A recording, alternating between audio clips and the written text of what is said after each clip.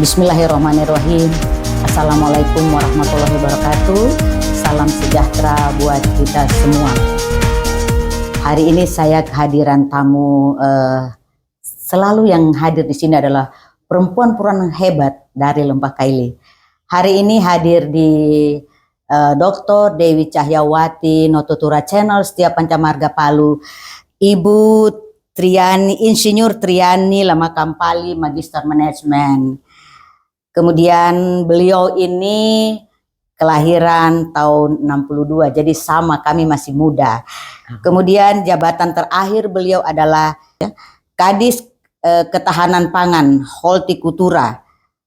Beliau baru purna kemarin 2022. Bukan hanya itu, beliau adalah aktivis juga di beberapa organisasi. Di antaranya saya tahu banget adalah mantan pengurus KNPI Sulawesi Tengah, kemudian generasi muda Kosgoro, kemudian ketua Forhati ya Provinsi Sulawesi Tengah, kemudian ketua masyarakat Singkong Sulawesi Tengah, kemudian ketua HKTI Wanita Tani Provinsi Sulawesi Tengah, kemudian ketua pencinta Anggrek Provinsi Sulawesi Tengah. Itu yang ada. Saya enggak mau lagi, masih sedemikian banyaknya organisasi-organisasi masyarakat atau komunitas-komunitas yang digeluti oleh Ibu Triani Lamakampali. Yang menarik hari ini saya berbicara tentang seorang perempuan yang basicnya adalah pertanian. Nah, sehingga mungkin saya akan awali beliau memperkenalkan diri, kemudian juga sekaligus menceritakan, saya mau menyampaikan bagaimana kiat-kiat ibu sebagai seorang perempuan yang bergerak di hortikultura menghadapi daerah Sulawesi Tengah yang kondisi musimnya seperti ini, atau yang kondisi daerahnya ya boleh dikatakan kondisi daerah kita kan mungkin lebih ke daerah panas ya. Mungkin ada mungkin istilah pertaniannya. Saya persilakan Ibu Triani Lamakampali. Terima kasih atas kesempatannya. Assalamualaikum warahmatullahi wabarakatuh. Salam sejahtera buat kita sekalian. Saya Tri Iriani Lamakampali. Alhamdulillah diberi kehormatan untuk duduk di acara kita sore hari ini dalam rangkaian memenuhi podcast dari Dr. Dewi Abdullah dari Setia Pancamarga. Saya merasa bangga dan memberi apresiasi kepada beliau dengan memberi kesempatan untuk berbicara tentang seperti yang beliau singgung tadi, tentang pertanian yang kebetulan saya geluti sejak mahasiswa. Saya alumni Universitas Tadulako, Fakultas Pertanian di tahun 1989, jadi angkatan 81. Ya, kebetulan melanjutkan S2-nya di Unhas pada tahun 2022 tamatnya. Dan ketika berkarir sebagai aparatur sipil negara di tahun 1090 bulan Maret. Sejak 90 itu saya pensiun di 2022, tetapi tidak salah saya ceritakan tentang kronologi saya menjadi pegawai. Memang sejak tahun 90 itu, pada tahun 92 itu kami sudah menjabat kepala seksi. Ya, karena memang pada saat tahun 92 di zaman itu pengisian jabatan itu, personal yang tersedia itu masih sangat terbatas. Di zaman Pak Kisman Abdullah, seingat saya asisten, beliau asisten, beliau itu mempercayai beberapa kita yang diangkat tahun 90 langsung menjadi pejabat kepala seksi, mengisi ruang-ruang kosong itu. Alhamdulillah dengan kepercayaan itu membuat kami termotivasi untuk lebih mengembangkan diri dengan proses sambil bekerja, sambil belajar bekerja berdasarkan pengalaman yang ada. Dan ketika kami di pertanian dengan beberapa teman, sebetulnya potensi Provinsi Sulawesi Tengah itu luar biasa. Hanya saja masih banyak keterbatasan dalam kaitan dukungan sarana prasarana. Dari sisi iklim sebetulnya, potensi Sulawesi Tengah itu memiliki kelebihan dibanding daerah lain. Karena ada 6 bulan hujan di wilayah barat, 6 bulan hujan di wilayah timur. Sehingga asumsi untuk menanam sepanjang tahun Provinsi Sulawesi Tengah itu terjadi. Hanya ada pergantian wilayah. Nah, ini yang sebetulnya ruang-ruang yang semestinya mampu diwujudkan dalam kaitan pemberian kontribusi-kontribusi dari sisi beberapa komoditas andalan di Provinsi Sulawesi Tengah. Padi, ya dalam artian kalau disetarakan dengan beras, alhamdulillah Provinsi Sulawesi Tengah sejak saya kepala dinas tahun 2013 itu memang sudah surplus, semakin kemari semakin juga surplus, tetapi tidak bisa kita puas dengan apa yang sudah diraih, sebab kalau kita kaitkan dengan pertambahan jumlah penduduk, konsumsi makin bertambah, sehingga produksi juga harus senantiasa digenjot untuk beras, karena beras adalah komoditas politik, karena dia berkaitan dengan pengisian kampung tengah. Tidak mungkin bisa berpikir positif atau sehat kalau dalam keadaan lapar. Jadi betul-betul kebutuhan mendasar untuk manusia yang ditangani Ibu Insinyur Triani Lama Kampali pada saat menjabat Kadis pada saat itu. Ada ndak Ibu merasa bahwa kalau kita perempuan yang menjadi kepala dinas, apalagi ini pertanian, karena asumsi orang kalau petani itu ya bicara operasionalnya, kalau di secara birokrasi saya kira tidak manajerial. Tetapi kita harus melihat bahwa Ibu Tri harus berurusan juga dengan kelompok tani itu. Ada enggak kendalanya bahwa kalau kita perempuan sebagai kepala dinas pertanian melakukan kegiatan-kegiatan dengan mereka laki-laki, apalagi mungkin kita langsung pada implementasi pada petaninya itu ada kesulitan tidak? Atau juga mungkin kita punya perempuan-perempuan juga punya kelompok-kelompok tani? Baik, kalau saya coba menceritakan, sebetulnya ketika saya menjadi kepala dinas pertanian itu luar biasa. Saya sendiri tidak percaya tentang hal yang terjadi, tetapi alhamdulillah ini perjalanan dari Allah, karena sebenarnya ada beberapa pejabat di zaman tahun 2000 selalu mengatakan sulit menjadi kepala dinas pertanian itu seorang perempuan kalau wilayah provinsi. Yang pantas-pantas itu dan lebih mudah wilayah kabupaten atau kota. Karena melihat kita punya geografis sangat geografis, luas. Bagaimana harus ke Luwuk, bagaimana Sulawesi harus Tengah ini kan luas. Paling luas di antara seluruh provinsi yang ada di Pulau Sulawesi. Maka dari itu ketika dipercaya, saya pikir pengalaman organisasi yang sempat disinggung tadi, di mana sebenarnya dengan pengalaman organisasi ini akhirnya saya terus mewarnai dan mempersiapkan diri saya menghadapi mau laki-laki atau perempuan. Dan ternyata kalau di lapangan itu mendekati para petani, entah dia perempuan atau laki-laki, sebetulnya perempuan punya nilai lebih. Setuju. Karena pendekatan seorang ibu, pendekatan seorang perempuan itu sedikit beda. Ada beberapa saya mendapatkan pengalaman berhadapan dengan petani laki-laki yang kebetulan arogan. Karena menurut dia mereka sudah benar dan sebagainya. Ada betulnya, tetapi tidak semua betul yang beliau sampaikan. Jadi saya masuk dengan cara bagaimana sebenarnya menerangkan kepada mereka, akhirnya mereka bisa terima dengan hati dingin. Begitu. Ternyata perempuan itu dalam pendekatan sebagai seorang perempuan dan seorang ibu di dalam situasi apapun, di dalam kondisi apapun, dimanapun, perempuan itu bisa lebih mungkin lebih mudah kalau buat saya karena pengalaman sebagai seorang perempuan. Tentunya ini yang apa namanya diterapkan Ibu Insinyur Triani Lamakampali, sehingga keberhasilan beliau di Dinas Pertanian Provinsi Sulawesi Tengah itu yang terjadi di Sulawesi Tengah. Saya kira itu sesuatu yang luar biasa buat saya, karena seorang kita perempuan dengan geografis yang begini jauh, mana ke Luwuk, mana ke Poso, mana ke ini, dan tentunya juga dengan ketahanan fisik ya.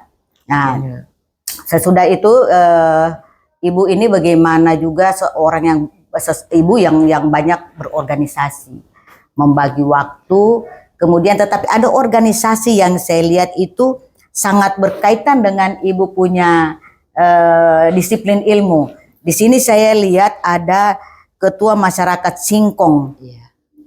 Ini masyarakat singkong ya, seperti apa? Maksudnya masyarakat penanam singkong, penghasil singkong, atau apa Sulawesi Tengah, dan apa yang sudah dilaksanakan oleh petani singkong ini menghadapi mungkin tingkat ketahanan pangan pastinya di Sulawesi Tengah. Berkaitan dengan organisasi masyarakat singkong Indonesia, sebetulnya rohnya adalah bagaimana memastikan tentang kesadaran masyarakat secara umum tentang pentingnya singkong sebagai salah satu pengganti makanan pokok beras.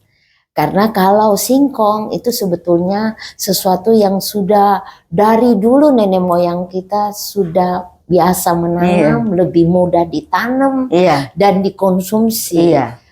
Namun demikian dalam perjalanan waktu masyarakat lebih banyak tertarik dengan seolah-olah kalau makan itu nanti makan beras, baru makan nasi baru makan. Padahal kondisi asupan gizi, ya kalorinya itu sama beras dengan singkong, malah lebih beresiko rendah terhadap penyakit itu singkong dibanding beras. Saya lupa tadi juga menerangkan bahwa ternyata di dalam masyarakat kita di tingkat petani di lapangan itu memang kelompok wanita tani itu ada bentukannya, ada komunitas. Karena memang mereka harus bersatu untuk menyesuaikan apa yang mereka bisa lakukan di komunitas itu secara bersama. Sebab kalau mau berhasil memang petani itu harus berkelompok, tidak bisa sendiri-sendiri. Karena kita sadar bahwa luasan lahan masyarakat petani kita itu sangat minim untuk dia menjadi berkehidupan layak, berpendapatan baik itu agak sulit dengan luasan lahan di rata-rata di bawah 500 are. Gitu ya. Jadi wanita tani hadir dalam kaitan berkelompok sebetulnya menjawab terhadap kadang-kadang ada kelompok yang umum sifatnya, tetapi lebih didominasi oleh laki-laki. Cuman 1-2 mungkin ada perempuan, paling cuman bendahara.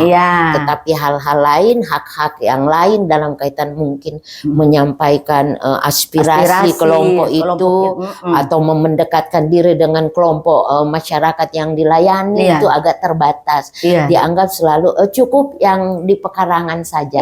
Tetapi itu sesungguhnya tidak seperti itu. Alhamdulillah kelompok wanita tani justru lebih banyak mengambil peran di hilirnya.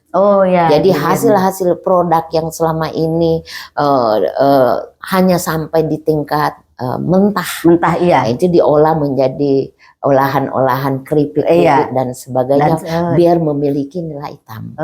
Jadi di situ peran kelompok tani perempuan itu. Dulu. Sekarang, kalau zaman sekarang seperti itu, lebih banyak mereka masuk di hilirisasi. Dulu sebetulnya tingkat pencurahan kerja wanita tani, masih zaman saya kuliah itu, masih banyak perannya di lahan sawah. Cabut rumput, potong waktu panen.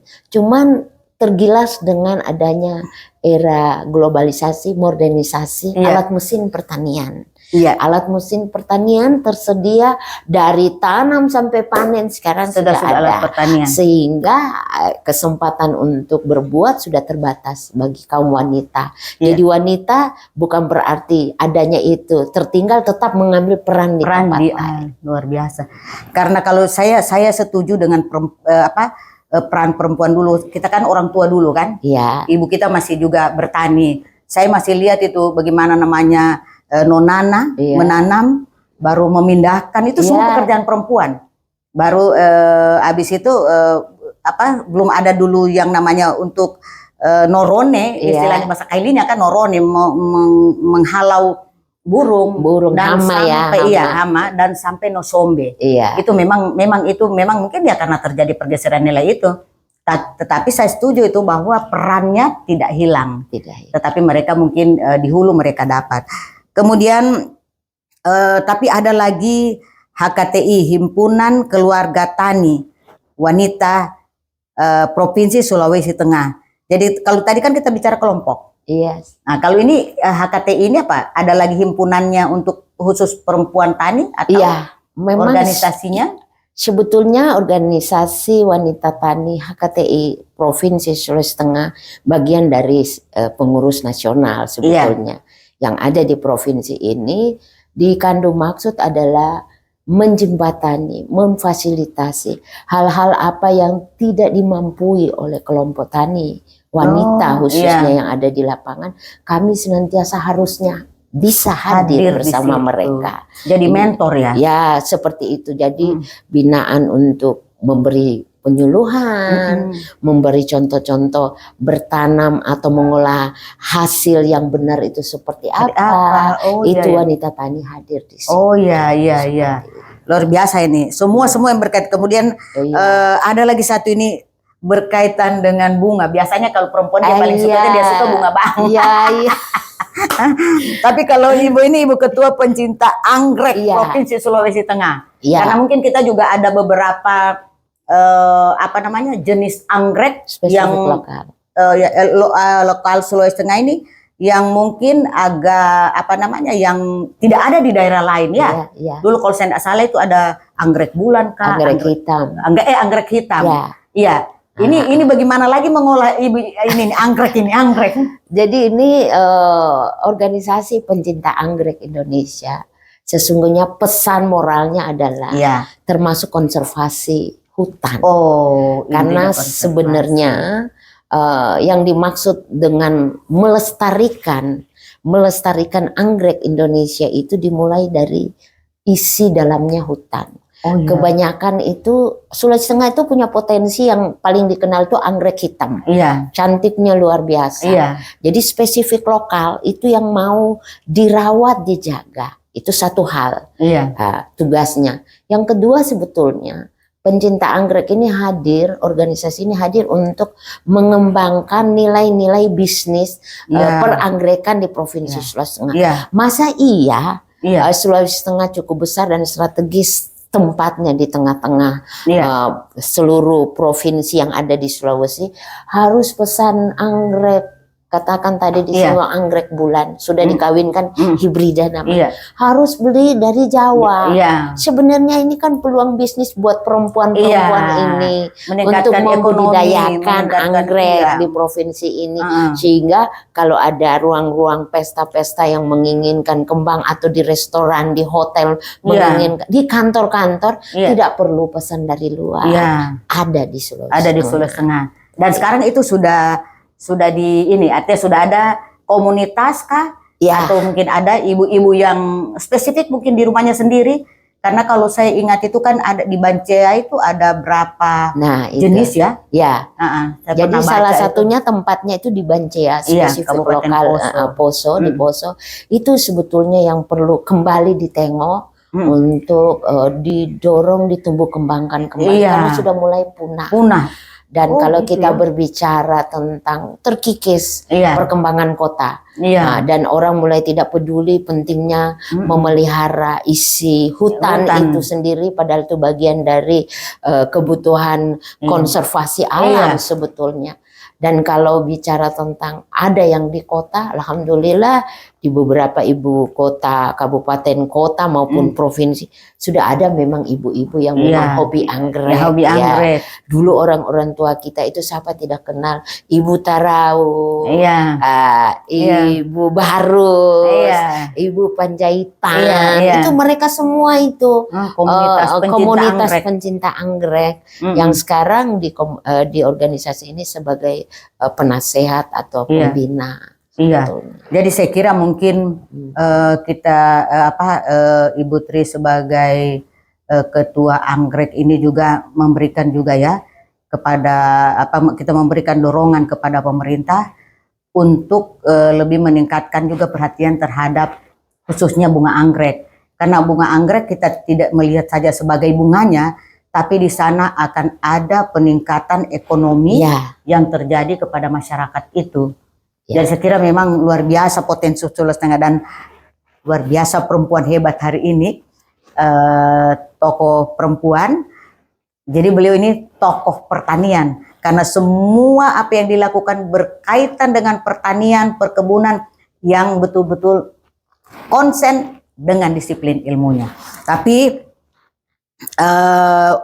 saya juga tidak akan lupakan bahwa beliau juga ada ketua Forhati ya. Kalau Forhati ini kalau Forhati itu forum alumni HMI Wati. Oh, HMI ya. Kalau menjadi Forhati sudah pasti dia alumni HMI Wati, alumni Kohati, pasti sarjana. Jadi kumpulan para sarjana yang alumni pada masa kuliah mengikuti latihan kepemimpinan LK1 sampai 3 di HMI Wati di zaman kuliah. Nah, jadi itu sebetulnya tujuannya adalah bagaimana eksistensi kita berbicara tentang generasi penerus mengetahui tentang keislaman itu ada kesinambungan. Jadi memang ini betul-betul pendidikan akhlak akhlak seperti itu, membentuk adab menjadi moral yang baik.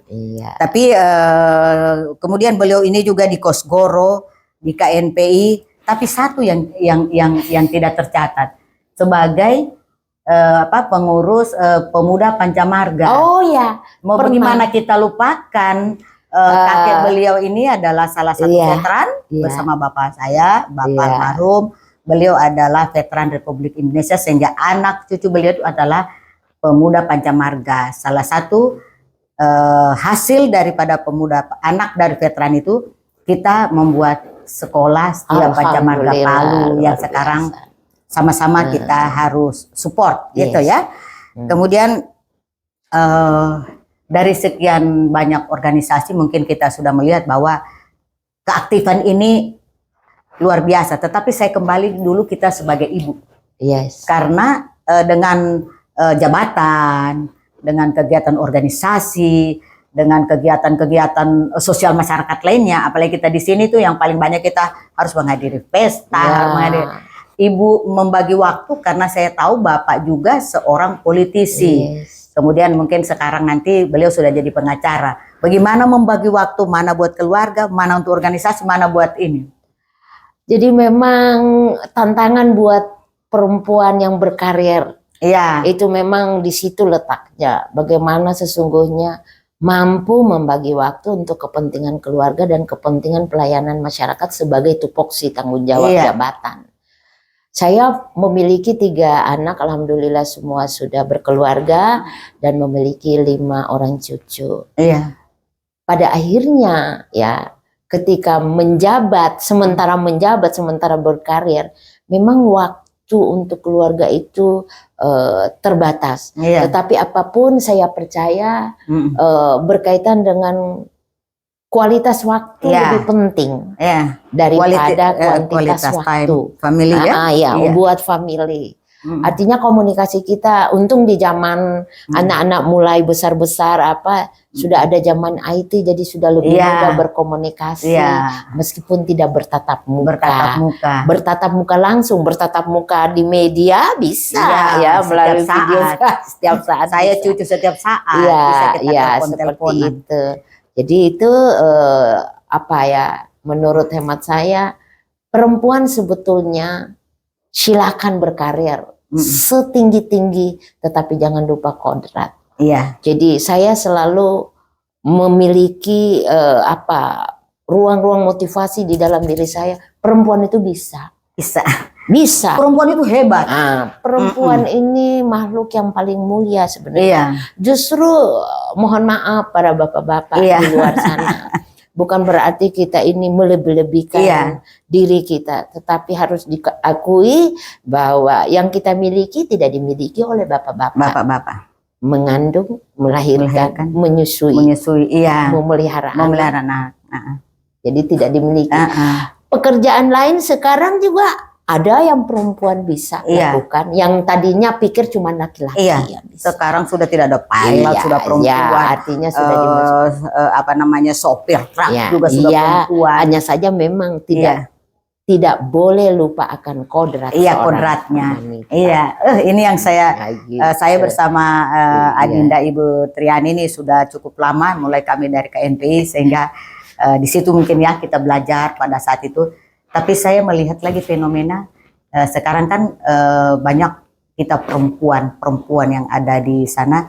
Kira-kira bagaimana kiat-kiat kita untuk mengajak perempuan-perempuan itu sudah supaya bisa ya setidak-tidaknya mereka bisa mungkin lebih banyak ikut berorganisasi, lebih aktif, supaya di sana ada terjadi interaksi. Kemudian mungkin di sana mungkin juga kita bisa apa namanya, ada hal-hal mungkin yang positif yang kita bisa lakukan, mungkin peningkatan ekonomi kah atau apakah, karena saya lihat mohon maaf sama kita dua ini ada pada komunitas-komunitas ibu-ibu atau perempuan-perempuan yang mungkin kita juga butuh mensupport itu. Ya, saya kira memang sebetulnya meski kita boleh dikatakan tidak muda lagi, karena sudah pasti di 60 ke atas itu kategori usia tidak muda. Saya tidak mau katakan sudah tua, karena sesungguhnya kita juga belum tua-tua banget. Enggak. Dan di umur seperti ini, saya kira apapun yang kita lakukan, kalau kita berpikir ibadah, positif. mumpung masih diberi kesehatan dan umur panjang, senantiasa berpikir positif untuk bisa mewarnai di lingkungan komunitas yang ada sekarang. Dan ada ruang-ruang pesan-pesan moral sebetulnya dari saya secara pribadi. Mudah-mudahan perempuan secara umum bisa menerima dengan legowo tentang pesan ini, bahwa kita harusnya bersatu untuk kepentingan perempuan. Persoalannya kan selama ini lain juga di pikiran beberapa perempuan. Tidak saya katakan secara semua, tetapi masih ada blok-blok, ada rasa bahwa kalau ada yang hebat tidak berani mengakui bahwa dia hebat. Tapi di sini saya mengundang semua perempuan hebat. Mungkin saya nyambung dengan apa yang hari ini saya lakukan adalah mengumpul 22 perempuan hebat dari Lembah Kaili. Saya kira ini buat saya sesuatu yang mungkin orang lain itu melihat ini persoalan yang biasa. Tetapi saya melihat persoalan sesuai dengan kajian-kajian juga. Saya melihat kajian-kajian kita bahwa persentase buat kita perempuan yang sangat potensial ini masih saya katakan belum optimal. Sehingga mungkin saya melihat persoalan ini harus kita pikirkan bersama, dan untuk regenerasi kita ke depan. Saya juga minta pandangan atau harapan dari Ibu Insinyur Triani juga. Apa sebabnya? Tentunya pertanyaan, kenapa mesti perempuan 22 yang dari Lembah Kaili? Karena saya hari ini hari ibu, saya berbicara dari ibu. Ya, ibu saya, nenek kita, semua ini orang Kaili. Jadi di hari ibu saya memberi penghargaan itu kepada beliau-beliau yang ibu-ibu kita yang juga luar biasa itu. Saya persilakan ibu memberikan sedikit pandangan buat kita semua. Khususnya di lembah kita ini. Jadi saya kira gini, sesuatu yang dilakukan oleh Kakanda Dr. Dewi Abdullah luar biasa. Terima kasih. Karena kalau bukan kita siapa lagi? Dan ketika memang dihadirkan untuk dalam rangkaian peringatan Hari Ibu di tanggal 22 Desember nanti di 2024 ini, sesungguhnya memilih perempuan termasuk kami duduk di sini adalah bagian dari memastikan tentang keberlanjutan pengetahuan generasi penerus kita. Iya. Ya, generasi penerus kita. Di usia kita tidak terasa waktu berjalan. Iya. Soal umur memang Allah yang mentakdirkan. Tetapi apapun ada cerita. Ada cerita tentang si ibu itu dulu ini, anaknya ini, sekarang anaknya turunannya adalah ini. Ini perlu memang untuk generasi muda. Sebagai rekaman-rekaman tentang sejarah, kebudayaan atau terah yang ada di Sulawesi Tengah. Dan saya bagian dari sebenarnya ketika didudukan di sini, tadi disinggung Pemuda Pancamarga, ketika saya banyak sekali organisasi ini sementara ini biar di umur begini, saya mungkin karena ada bagian dari tidak bisa dipungkiri rupanya. Kalau bapak saya kan dulu anggota DPR MPRS yang 66, 71 dan muda, meninggal masih termuda, umur 32. Ya, 30-an itu ibu seorang tokoh pramuka, tokoh perempuan, aktivis organisasi zaman yang dulu PNI. Partai PNI kalau makanya nanti insya Allah saya lagi istilahnya orangnya saya lagi mengurun nih. Habis ini harus dilakukan. Saya lakukan dulu dengan generasi kita ini. Jadi ternyata kita, kalau saya lihat tadi Ibu Insinyur Triani mengharapkan ada kesinambungan yang harus kita lakukan setelah dari 22 perempuan hebat yang ada di Lembah Kaili. Mudah-mudahan ke depan kita banyak komunikasikan lagi, mungkin kita banyak diskusikan, kita duduk bersama apa yang harus kita lakukan. Saya kira saya persilakan untuk closing statement dari Ibu untuk pertemuan kita hari ini. Baik, alhamdulillah saya telah selesai diwawancarai oleh Kakanda Dr. Dewi Abdullah yang sekaligus selaku Rektor Setia Pancamarga Provinsi Sulawesi Tengah, dan saya berharap beliau tetap sehat walafiat sehingga bisa terus berbuat untuk perempuan-perempuan yang ada di Sulawesi Tengah secara berkesinambungan, dan insya Allah ada pola-pola baru lagi yang tidak disangka-sangka yang selalu timbul dari beliau. Terima kasih atas kesempatannya. Semoga jaya selalu buat Kakanda Dr. Dewi Abdullah bersama Setia Pancamarga, bersama perempuan se-Sulawesi Tengah. Selamat Hari Ibu. Luar biasa. Saya memang harus memberikan apresiasi kepada Ibu Insinyur Triani Lamakampali Magister Manajemen, tapi saya juga akan menyampaikan kalau ada perempuan hebat, ada laki-laki hebat yang mendampinginya.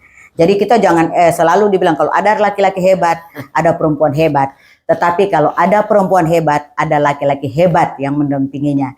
Yang mendampingi beliau adalah Bapak Arena Jaya Parampasi, sarjana hukum, magister hukum, yang masa mudanya juga sudah seorang anggota DPR, pada zamannya aktivis dan sampai hari ini menjadi salah satu Dewan Pertimbangan di Pemuda Pancamarga. Kemudian masih banyak organisasi yang beliau geluti, dan profesi hari ini yang dikenal beliau adalah sebagai pengacara di Sulawesi Tengah. Saya kira inilah hasil dialog pendek saya bersama Ibu Insinyur Triani Lamakampali Magister Manajemen, atas nama pribadi tentunya, atas nama Notutura Channel Setia Pancamarga Palu, dan tentunya atas nama perguruan tinggi kita. Saya mengucapkan terima kasih. Wabillahi taufik wal hidayah. Assalamualaikum warahmatullahi wabarakatuh. Waalaikumsalam. Tabu. Tabu.